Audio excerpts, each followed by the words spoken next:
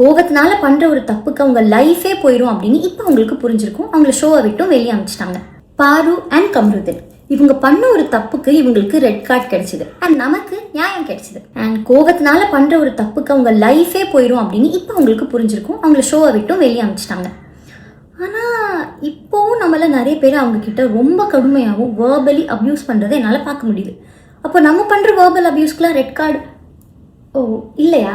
அப்போ okay guys, end of the day நம்ம எல்லாருமே மனுஷங்க தான்.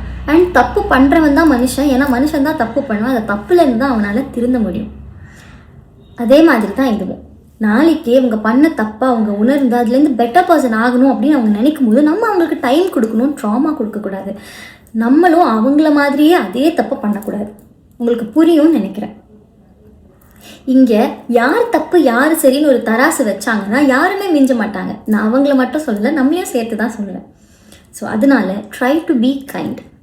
ஒரு தப்பு நடந்துருச்சு, அதுக்கான தண்டனையும் கிடைச்சிருச்சு, அவ்வளோதான். ஸோ இன்னமும் அவங்கக்கிட்ட போய் உங்கள் கோவத்தை காமிச்சிட்டு இருக்காதீங்க.